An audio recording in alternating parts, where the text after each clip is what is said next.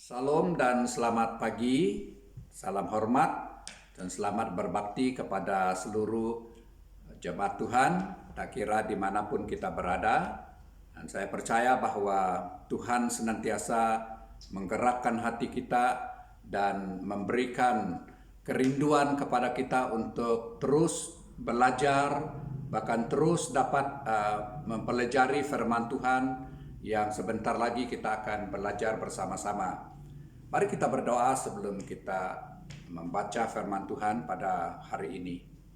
Bapa di surga, kami bersyukur kepadamu. Tuhan, terima kasih karena Engkau Allah kami yang baik. Dan Tuhan, Engkau senantiasa ada pada kami. Bahkan Tuhan, Engkau senantiasa memberikan kerinduan kepada kami untuk terus mencari wajah-Mu. Dan kami benar-benar merasakan hadirat Tuhan memenuhi hati kami, dan kami benar-benar melihat kebenaran-Mu itu sebagai suatu pegangan kami di dalam kami hidup di dunia ini, dan kami tetap berpegang kepada janji-janji Tuhan melalui firman Tuhan. Terima kasih Tuhan, di dalam nama Tuhan Yesus kami berdoa. Amin. Nah, saudara, pada hari ini saya senang sekali kalau kita boleh membaca firman Tuhan yang terambil daripada kitab Ibrani, pasal yang ke-10, ayat yang ke-32 hingga ayat yang ke-38. Ibrani pasal 10 ayat 32 hingga ayat yang ke-38. Demikian firman Tuhan untuk kita pada hari ini. Ingatlah akan masa yang lalu. Sesudah kamu menerima terang, kamu banyak menderita oleh karena kamu bertahan dalam perjuangan yang berat. Baik waktu kamu dijadikan tontonan oleh cercaan dan penderitaan, maupun waktu kamu mengambil bagian dalam penderitaan mereka yang diperlakukan sedemikian. Memang kamu telah turut mengambil bagian dalam penderitaan orang-orang hukuman, dan ketika harta kamu dirampas, kamu menerima hal itu dengan sukacita. Sebab kamu tahu bahwa kamu memiliki harta yang lebih baik dan yang lebih menetap sifatnya. Sebab itu, janganlah kamu melepaskan kepercayaanmu, karena besar upahmu yang menantinya. Karena besar upah yang menantinya, sebab kamu memerlukan ketekunan, supaya sesudah kamu melakukan kehendak Allah, kamu memperoleh apa yang dijanjikan itu. Sebab sedikit, bahkan sangat sedikit waktu lagi, dan ia yang akan datang sudah akan ada tanpa menangguhkan kedatangannya. Tetapi orangku yang benar akan hidup oleh iman. Perhatikan, orangku yang benar akan hidup oleh iman. Dan apabila ia mengundurkan diri, maka aku tidak berkenan kepadanya. Tetapi kita bukanlah orang-orang yang mengundurkan diri dan binasa, tetapi orang-orang yang percaya dan yang beroleh hidup. Inilah pembacaan kita ataupun firman Tuhan yang terambil daripada kitab Ibrani pasal 10 ayat 32 hingga ayat yang ke-39. Nah, saudara-saudara, ini adalah membicarakan tentang perjuangan, ya, perjuangan kehidupan orang-orang percaya kepada Tuhan. Sebab itu saya senang sekali kalau kita boleh menarik satu tema yang singkat, yang mengatakan hidup adalah perjuangan. Hidup adalah perjuangan. Nah, saya percaya saudara-saudara yang saya kasih dalam Tuhan Yesus, orang Kristen harus memahami bahwa hidup mati kita adalah di dalam tangan Tuhan. Hidup mati kita adalah di dalam tangan Tuhan. Dan kita harus memikirkan setelah itu kemana kita harus pergi. Setelah itu kemana kita harus pergi. Dan saya percaya Tuhan telah memberikan hikmat kepada kita sebagai umat yang percaya kepadanya. Hanya ada dua yang pasti menanti kita. Yang pertama adalah surga. Dan yang kedua adalah kematian kekal dalam neraka. Nah, oleh sebab itu saudara-saudara, hidup itu adalah merupakan satu perjuangan. Jika kita boleh ada sebagaimana kita ada saat ini, tentunya kita telah banyak melalui banyak tantangan di dalam kehidupan kita. Yang kita telah lalui, persoalan yang kita telah lalui dalam kehidupan kita. Tantangan yang kita hadapi yang begitu berat pada masa yang silam. Di mana kita lihat ya, pada saat kita telah melewati tantangan hidup ini, kita sadari ada pengorbanan yang besar sehingga kita mampu melewatinya. Pengorbanan yang besar itu saudara-saudara adalah kita harus terpaksa mengetepikan kesenangan diri kita. Dalam arti kata yang lain, menyangkal diri dan memikul salib. Untuk suatu perjuangan yang jelas, untuk memperoleh sesuatu yang jelas yang Tuhan telah janjikan kepada kita. Saudara-saudara yang saya hormati dalam Tuhan, janji Tuhan bahwa Tuhan itu tidak akan meninggalkan kita. Itu janji Tuhan. Dia tidak akan meninggalkan kita. Buktinya yang nyata pada hari ini saudara-saudara bahwa Tuhan tidak pernah sekalipun meninggalkan kita adalah kita boleh ada sampai saat ini oleh karena anugerahnya. Sekalipun kita harus berhadapan dengan tantangan, kesukaran yang kita hadapi pada hari-hari ini, tetapi Tuhan masih memimpin kita. Bahkan Tuhan masih memberikan peluang kepada kita untuk hidup dengan satu tujuan adalah untuk memuliakan namanya. Nah, saudara-saudara yang saya kasih dalam Tuhan Yesus, dalam mempertahankan iman, ya, iman kita ini untuk tetap di dalam Tuhan adalah tidak mudah. Sesuatu yang sangat sukar jika kita mengandalkan kekuatan kita sendiri. Kalau kita mengharapkan kekuatan kita sendiri, kita akan menghadapi kesukaran untuk mempertahankan iman kita, ya, tanpa campur tangan Tuhan dalam kehidupan kita. Apabila Tuhan campur tangan, maka kita akan memiliki kemampuan, kekuatan dalaman dalam diri kita. Karena kita sebagai manusia begitu banyak keterbatasan. Tidak dapat menolong diri kita sendiri. Tetapi kita bersyukur kepada Tuhan. Kita berterima kasih kepada Tuhan. Dalam situasi yang kita hadapi pada hari-hari ini, kita mengandalkan Tuhan. Kita menempatkan seluruh harapan kita hanya kepada Tuhan saja yang mampu memberikan kekuatan kepada kita. Sebab itu saudara-saudara, Tuhan mengetahui sampai di mana batas kemampuan kita, sehingga Ia mengirimkan seorang penolong bagi kita, yaitu Roh Kudus yang akan menguatkan kita. Roh Kudus yang diberikan, yang diturunkan kepada kita, dan yang kita miliki dalam kehidupan kita, yang akan memberikan kekuatan ekstra kepada kita dalam kita menghadapi kesukaran yang kita alami pada saat ini.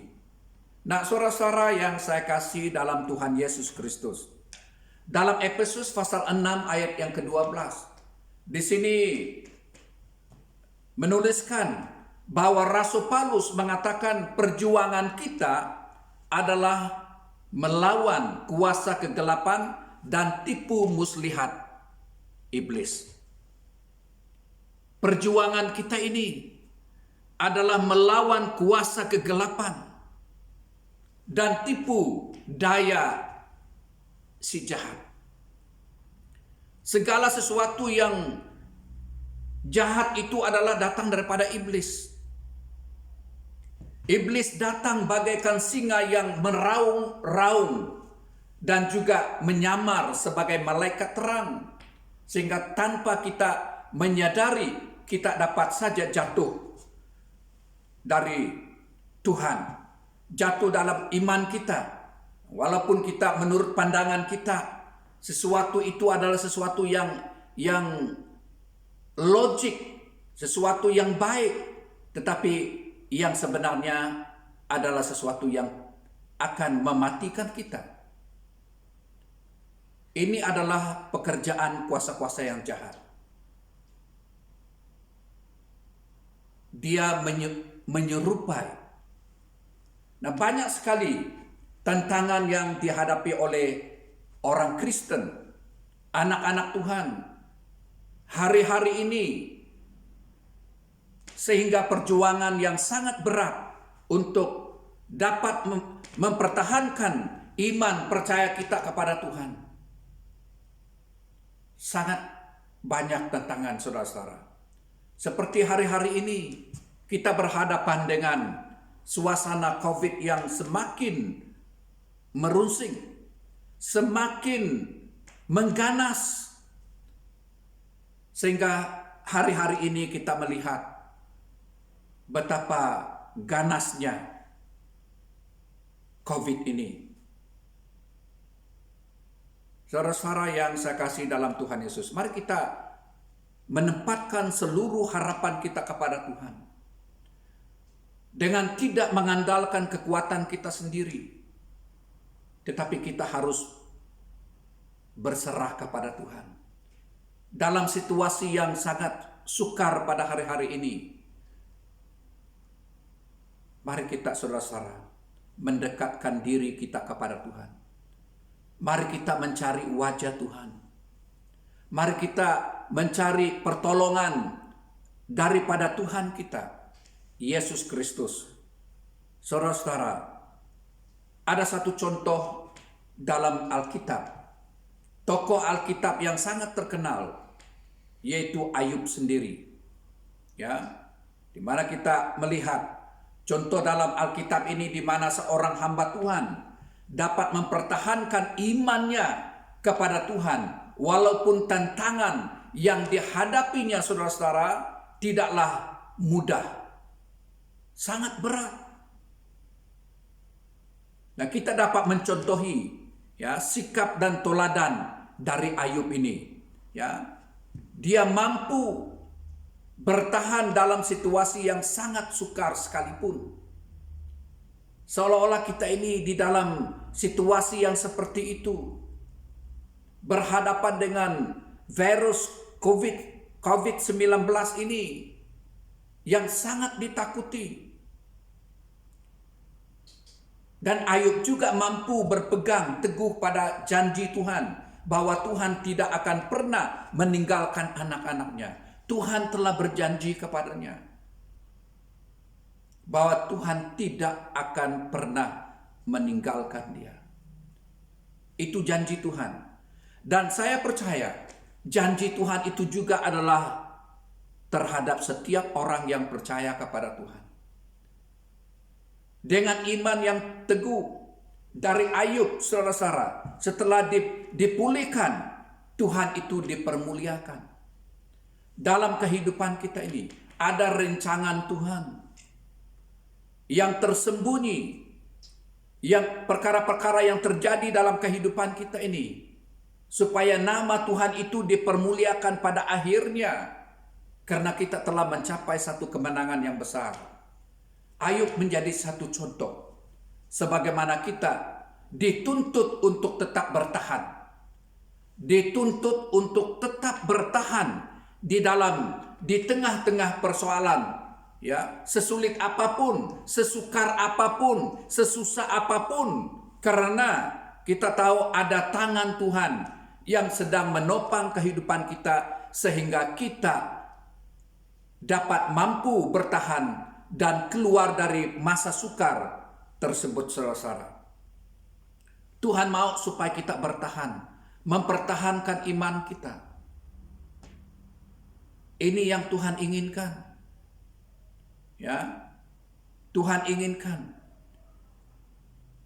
Yaitu supaya kita boleh meraih mahkota kehidupan, yaitu kerajaan surga. Perjuangan kehidupan kita ini, ya, adalah untuk memperoleh hidup dalam kerajaan Allah, kerajaan surga. Hidup kita adalah sementara. Di dunia ini kita hanya sementara. Tujuan kita sebenarnya adalah di dalam kerajaan surga. Dalam kitab Mazmur pasal 37 dikatakan bahwa dengan kita percaya kepada Tuhan dan diam dan berlakulah setia kepada Tuhan dan bergembiralah, sehingga apa yang kita inginkan akan diberikan Tuhan kepada kita. Kita harus fokus, percaya, yakin akan apa yang kita inginkan akan diberikan Tuhan kepada kita. Itu janji Tuhan. Tuhan telah memberikan keselamatan kepada kita, saudara-saudara. Untuk itu, janganlah kita mengundurkan diri dari Tuhan, karena Tuhan tidak pernah menginginkan kita untuk mundur dari Tuhan. Jangan kita mengundurkan diri. Kita harus maju terus, melangkah terus bersama dengan Tuhan, berjalan bersama dengan Tuhan, melangkah bersama dengan Tuhan. Pasti kita akan memperoleh kemenangan. Itu janji Tuhan kepada kita. Saudara-saudara, Tuhan inginkan kita meraih upah yang telah disediakannya dengan satu syarat, bahwa kita harus tetap di dalam pengharapan di dalam Tuhan. Ada pengharapan, tetap berpegang kepada pengharapan kita. Pengharapan kita yang Tuhan berikan adalah melalui salib Kristus. Salib Kristus yang akan memberikan pengharapan kepada kita, yang telah memberi kemenangan kepada kita, yang telah memberi terang baru dalam kehidupan kita, yang telah memulihkan kita. Saudara-saudara, saya percaya apa yang Tuhan inginkan, ya, yaitu Tuhan inginkan kita meraih upah yang telah disediakannya dengan satu syarat, bahwa kita harus tetap di dalam pengharapan kita. Our hope is in Christ Jesus.